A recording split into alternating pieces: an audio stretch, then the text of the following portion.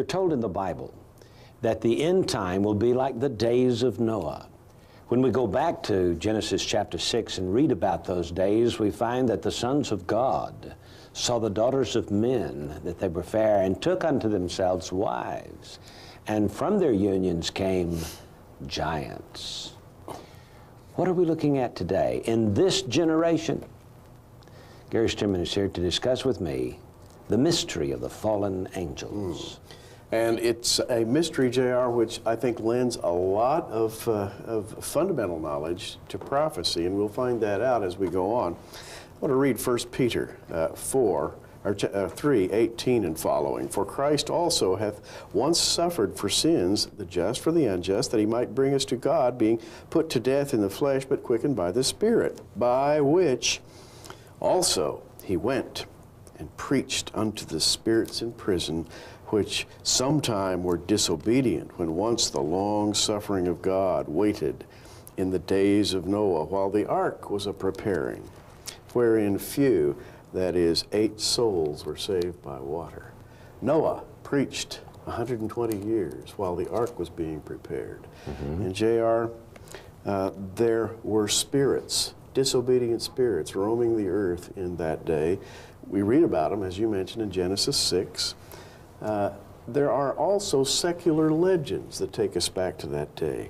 The old gods of tradition and folklore, I'm talking about Zeus and Apollo and all those Greek gods. Were these figments of man's imagination, or did they really exist? Well, the evidence says that there really were demigods, corrupt people from on high who infested this planet. And if you read Genesis 6 carefully, it says that that's why God had to destroy the world with a flood. In order to save the genetic purity of the human race? Exactly. That's a fascinating thought. In the days of Noah, these sons of God saw the daughters of men, took them wives. Just how prevalent was this problem? Is it possible that, let's go back to that generation. We're living on this street, and there's neighbors on either side, down the block and around the corner, and a couple of angelic creatures have come down, and they have taken wives, and they live across the street and down the block, a couple of families there, and their children are human hybrid offspring. Would you be able to recognize them? What do you think, Gary? Would the people there be able to recognize them? You know, this is an interesting thought, JR. Maybe not. Now, we might think, well, yes, if in fact that these corrupt people were, as Josephus says, the Grecian giants, in other words, the mythological giants of Greek history, then it looks like you would be able to recognize them. That is, they would be mighty men. Recognize their children, recognize the offspring as they grew up and became giants. But perhaps not the angels who were masquerading as human beings. I see your point, and I think it's a good one, that when angels come to men throughout the rest of the Bible narrative, they just come as ordinary-looking human beings. The angels that came to Abraham are a good example. The angels that came down to Lot's house were mistaken for ordinary men.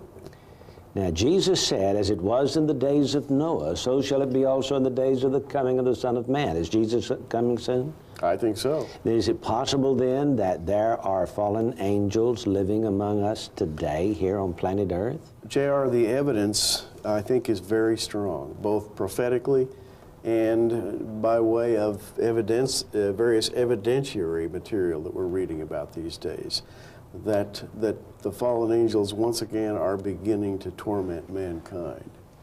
In the book of Revelation, we find the bottomless pit being opened.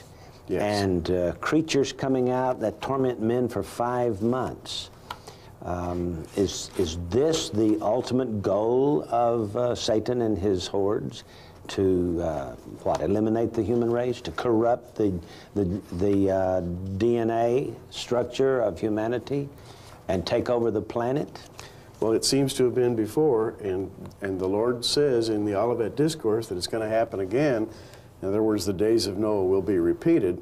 We know that when those fallen angels came the first time, and took wives. That's exactly what they did. They corrupted the human genome to the point that if you take the Bible narrative literally, Noah was the only man who was found perfect in his generations. And that word generations means literally his genetics. Genetically pure from Adam. He was genetically pure from Adam. Had not a hint, not a touch of impurity from these fallen angels. That's right. But all of his neighbors had problems? It would appear so. In the book of Noah, I'm sorry, in the book of Enoch, which is an apocryphal writing, there is the story of how Lamech felt about his newborn son Noah. Now, this is not a biblical narrative here, but it certainly gives us some indication of what early civilizations thought about the problem with the fallen angels in the days of Noah. Tell us about it, Gary. By the way, Jude quoted from the book of Enoch in his own day. Jude, the half-brother of the Lord Jesus Christ, in the book of Jude. We have here this narrative in the book of Enoch. And after some days, my son Methuselah took a wife for his son Lamech, and she became pregnant by him and bore a son. His body was white as snow and red as the blooming of a rose. The hair of his head, his long locks were white as wool, and his eyes beautiful. And when he opened his eyes, he lighted up the whole house like the sun. The whole house was very bright. And thereupon he arose in the hands of the midwife, opened his mouth, conversed with the Lord of righteousness. And his father Lamech was afraid of him and fled, and came to his father Methuselah and said unto him, I've begotten a strange son, diverse from and unlike man, and resembling the sons of God of heaven. And Lamech was afraid, J.R., and he ran away from the sight of Noah. Now this is we've got to call it an apocryphal tale. Yes, but this bit of folklore here indicates that Lamech was afraid that his son was the product of a fallen angel. Absolutely. And so, as the story goes, Enoch is questioned about this, and what does Enoch tell? Well, Lamech goes to Enoch. Enoch gives a very long prophecy, which we don't have time to read, but it concludes this way. And now, my son, this is what Enoch says, go and make known to thy son, Lamech, that this son, that is Noah, which has been born, is in truth his son, and that is no lie. In other words, he really is human, and he's all the way from Adam. Genetically pure. Basically, that's the gist of that story. That's the gist of the story, that they were reassured that Noah was genetically pure, and he really is your son, Lamech. He's not the son of one of these fallen angels. Now, we've got to emphasize that the context of the book of Enoch, from one end to the other, is the falling of the angels and how they corrupted early man. So this story fits very well. The interesting thing about this ancient story is that Jesus said it would happen again in the days of the coming of the Son of Man. Now, when the angels came, Gary, they came to corrupt mankind with an arcane knowledge. Could you read us about that from the book of Enoch? Now, this is from the book of Enoch, right after the part, by the way, that's quoted by Jude. And it names the fallen angels. I won't bother to read all their names. But they came with different branches of knowledge for mankind. For example, I read in the book of Enoch 8:1, and Azazel taught men to make swords and knives and shields and breastplates, and made known to them the metals of the earth. Now, this was a fallen angel. A fallen angel named Azazel. Another fallen angel named Semyaza taught enchantments and root cuttings. That'd be herbalism. Drugs. Drugs. Another fallen angel, Amaras, taught the resolving of enchantments. Now, I don't know exactly what the resolving of enchantments is, but it sounds like going into a trance and doing trance channeling is what we would call it today. Barachial, the name of another fallen angel, taught astrology. Wow, I taught them astrology. Kokabel taught the constellations. Ezekiel taught the knowledge of the clouds, that is, the weather. Arachiel taught the signs of the earth. Shamsiel, the signs of the sun. And Sariel, the course of the moon. Well, I could go on, but you get the idea. Here are these fallen angels that brought man knowledge in exchange for something, and that is, shall we say, the right to intermarry with your daughters and to produce offspring. Wow. Now, can you feature this? Azazel taught men how to make weapons of war. Right. And then the other angels you read about taught men how to use drugs. Drugs, and enchantments and astrology. In other words, devil worship. Sure. Set up a form of worship to worship them, the fallen angels. Wow. There's more. We'll be back in just a moment. Jesus said, as it was in the days of Noah, so shall it be also in the days of the coming of the Son of Man.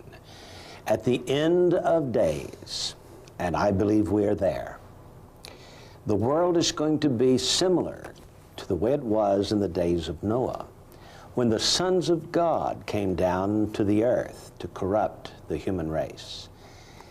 And there is one particular way they are corrupting the human race. Gary, tell us about it. Well, one particular way, that, in fact, the main way they corrupted the human race the first time around was through illegal knowledge, as we have seen, knowledge of things like enchantments and the use of drugs, sorcery, astrology. And war-making tools. War-making tools, etc. And false worship. But here in the book of Enoch, the angel who taught war-making is specifically named.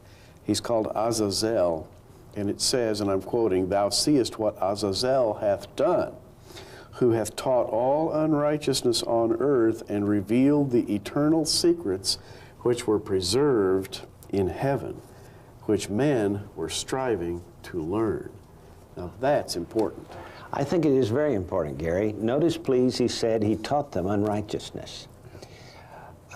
Mankind, situated in the Garden of Eden, Adam and Eve, were simply told to serve God, and it took the devil coming down and beguiling them to sin. And there's no telling what all Azazel taught them to do. Yeah. All kinds of unrighteousness. Unrighteousness, and I think what we might call high-tech sorts of things today. I think Yes. we would be shocked to learn The secret things. the secret things.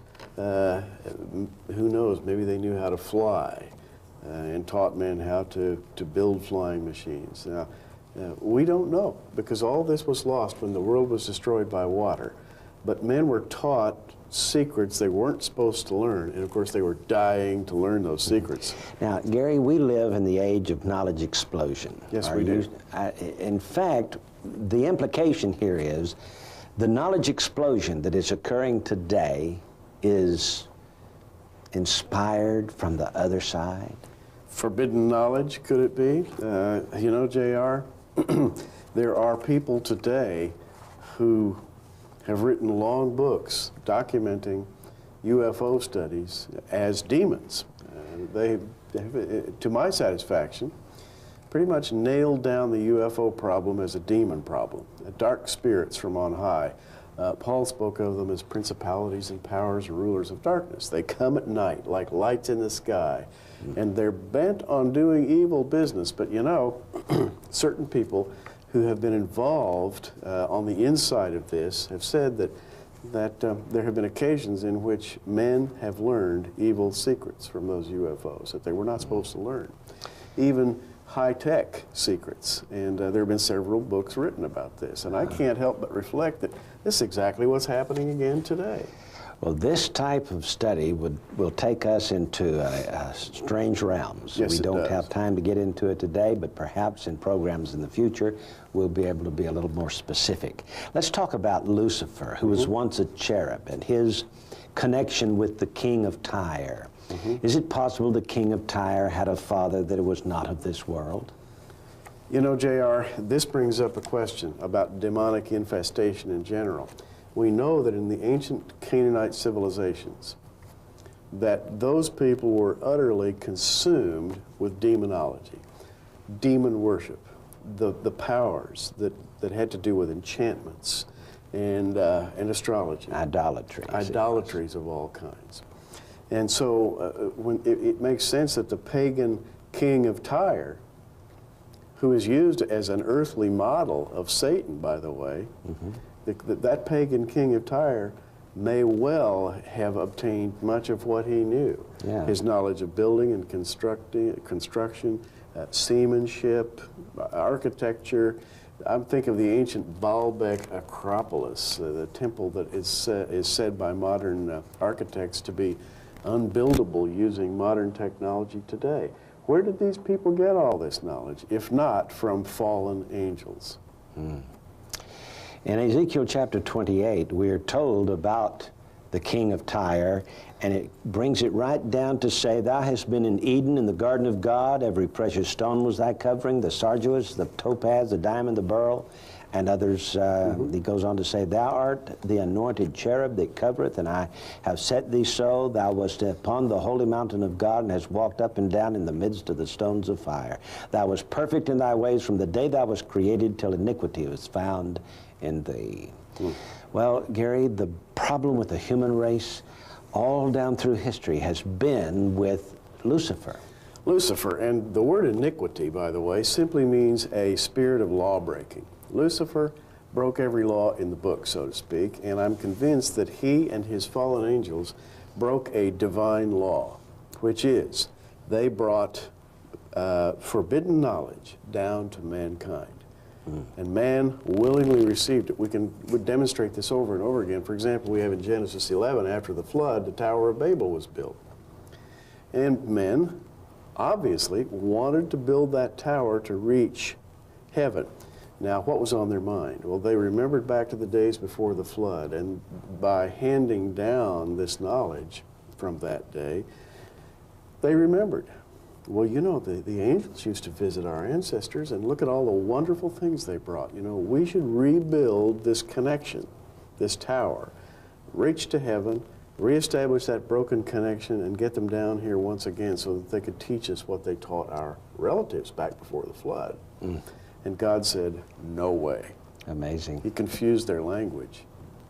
In Isaiah chapter 14, we have the other verses about Lucifer. "How art thou fallen from heaven, O Lucifer, son of the morning? How art thou cut down to the ground, which did weaken the nations?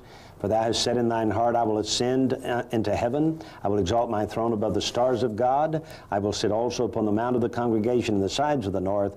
I will ascend above the heights of the clouds. I will be like the Most High." And that has been Lucifer's plan, his program for corrupting the human race ever since. And J.R., when God made the first human couple, practically in the very next sentence you have the dragon showing up in the garden, the serpent, corrupting humanity. What was he doing? What was his motivation? Well, he wanted to be Lord of humanity.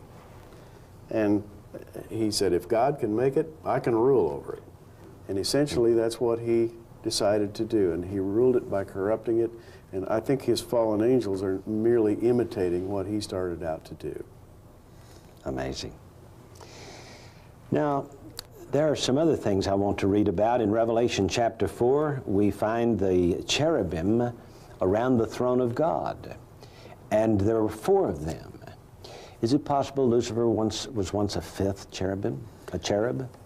J.R., I believe that there's every bit of evidence that there were 5 cherubs. Now there are only 4. We find them around the throne room in Revelation.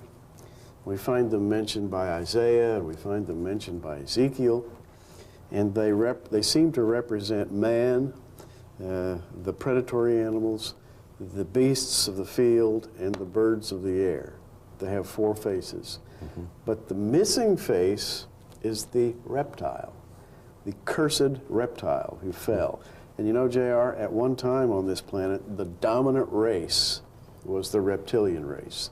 The giants of this world were all reptiles. Yeah. And they were giants, too, They were giants. And they disappeared, and I am convinced that their reptilian leader, who was created a reptile from day one, he's called that old dragon, that serpent, from before the foundation of the world, they lost their leader when he fell, and their race was reduced to nothing, to a bunch of dust crawlers, basically.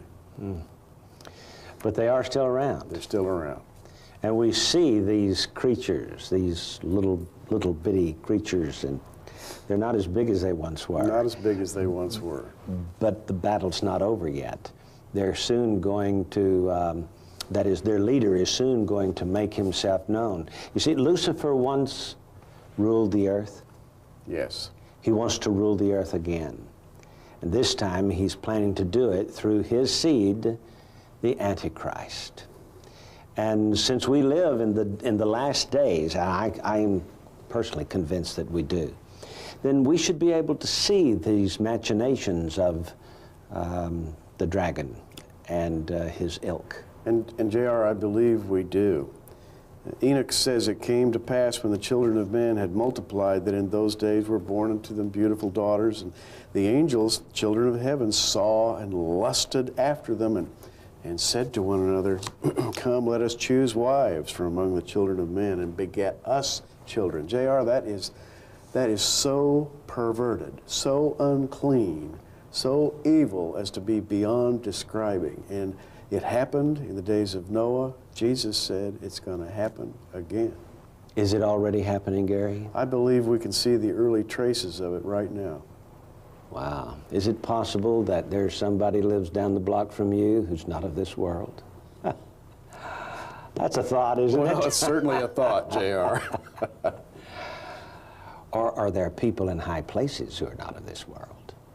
We'll be back in just a moment. As it was in the days of Noah, well, this mystery of the fallen angels is beginning to surface. We're beginning to understand it a little better, I think.